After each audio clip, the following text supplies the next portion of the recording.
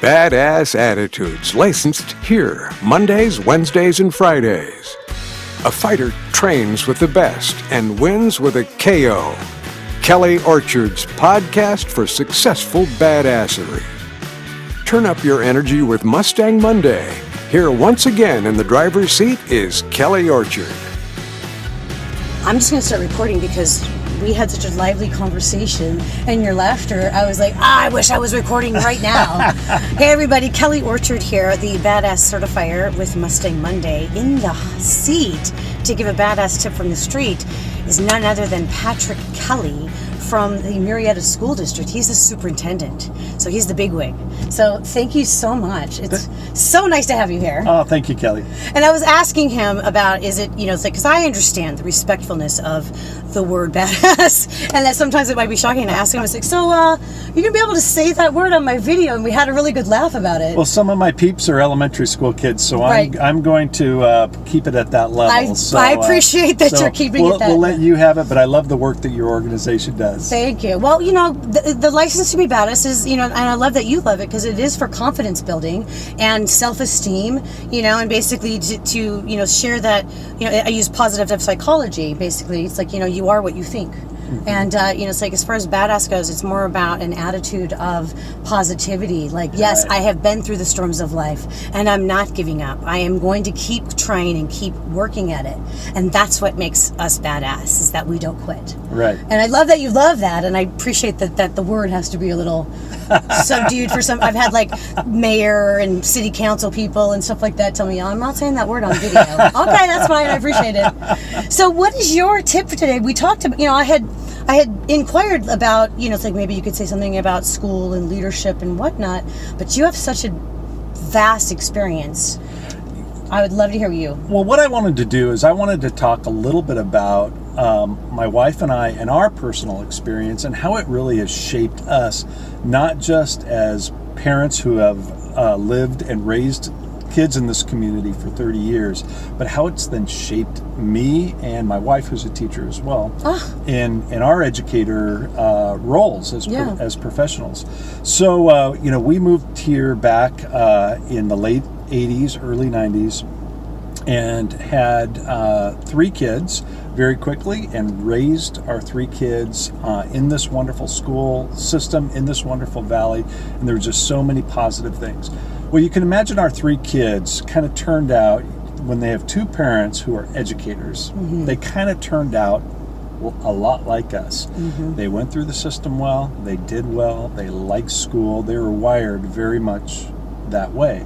And we learned that, this parenting thing, this guiding kids through school thing, is pretty easy. And those who aren't doing it as well, there must be something wrong.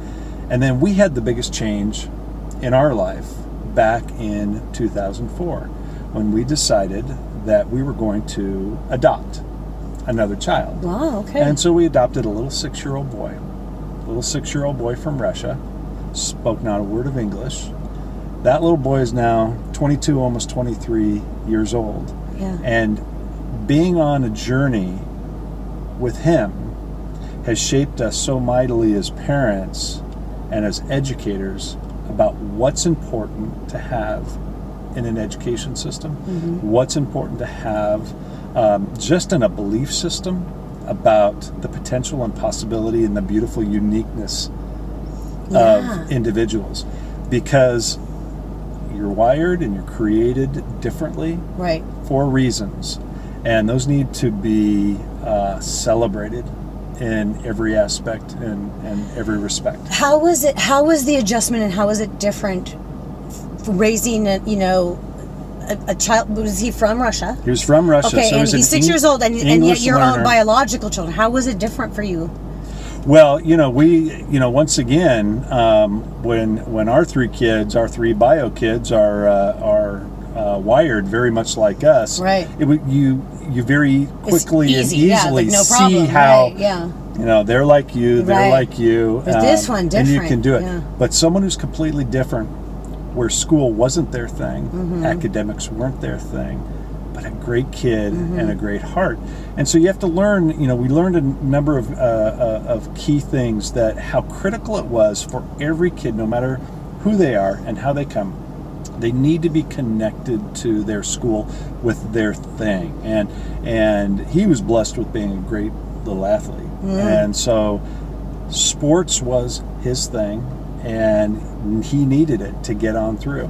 And so when he graduated high school about 5 years ago, he barely made it across that line with a 2.2 GPA, but we were so proud of him.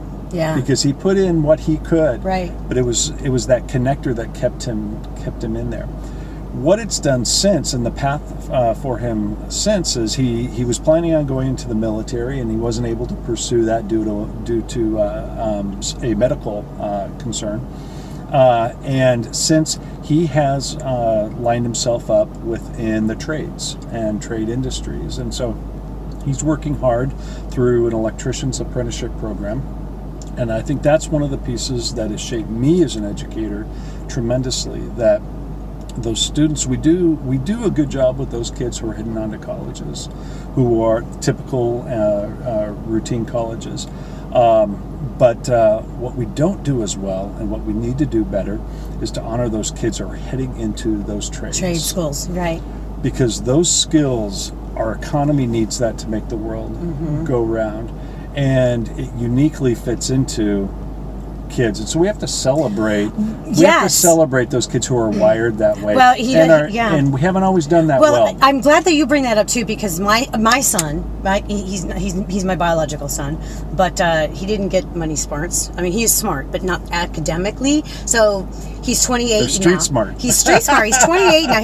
He got his mama's smarts, but he's 28 now, and he too was not bound for college. Right. And so it took a while for him to figure out what he wanted to do, and he ended up getting accepted for a trade school at the community college for culinary. Yeah. And so he became a certified chef, and then he became a kitchen manager. Yeah. And so now he's a manager, and he didn't go through the regular college route. He did the trade school. And it's perfectly appropriate. It's fantastic. You're right. And we have to remember that, and I say this every year when I shake the hands of 2,000 graduating seniors who are graduating from high school, every single one of them is not complete yet.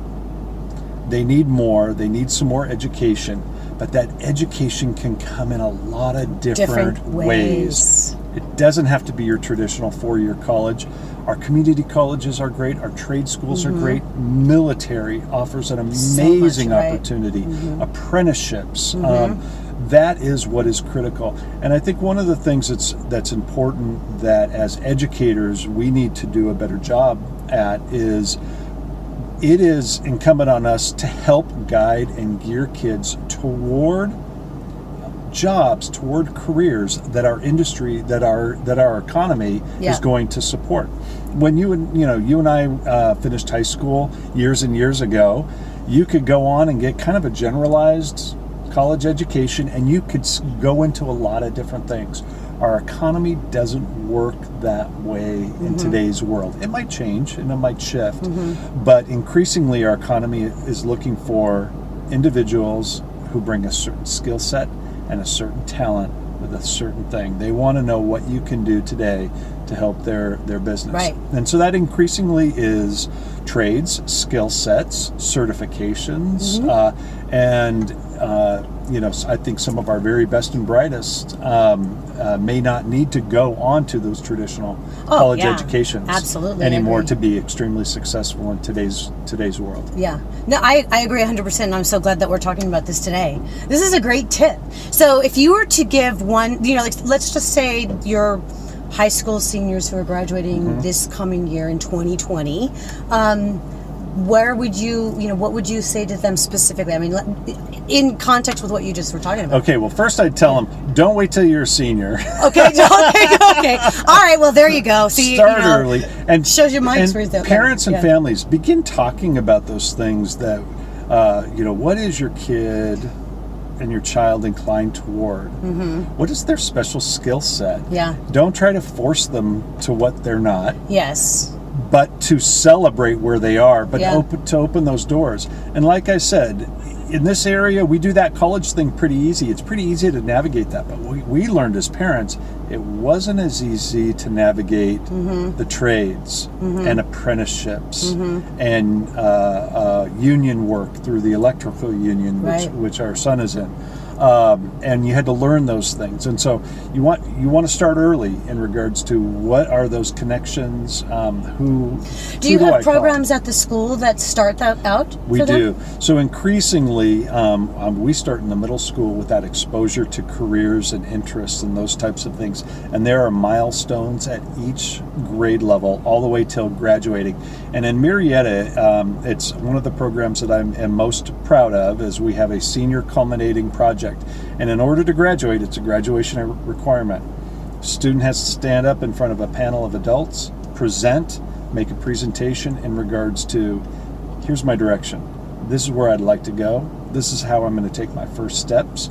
And the beauty of it is, we don't have you do it to say you're locked into it, because life changes. Right. And so we have our students talk about, hey, what's your main plan and what's your main passion and how are you going to take those steps, and what else could there be should this not work out?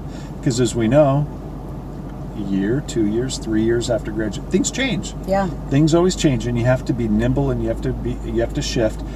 And that's an okay thing, but you just have to know it just doesn't happen, and you just can't assume it's going to happen. You have to be thinking about it and plan for it and be thoughtful toward it and get connected to people. Badass is an acronym.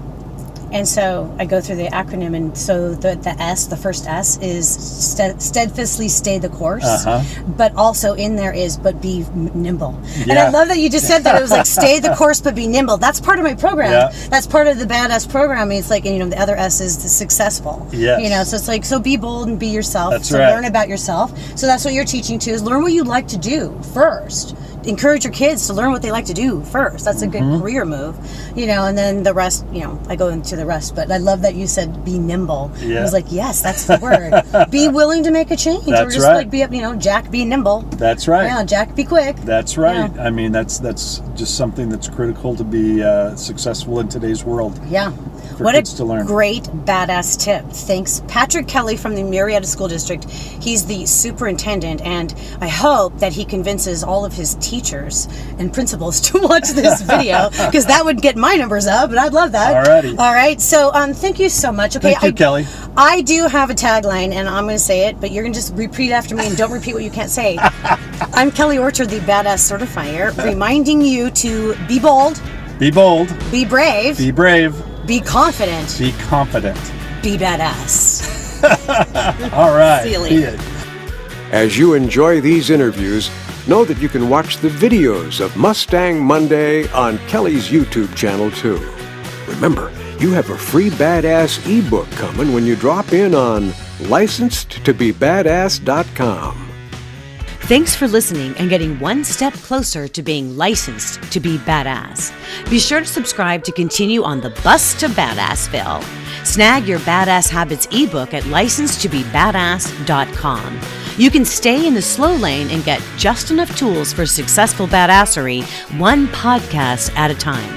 Or you can join the Badass Ambassador crew in the fast lane by checking your baggage with my Licensed to Be Badass integrated program with videos, worksheets, and group coaching for motivation, mindset, and a fresh approach to living a fruitfully badass life.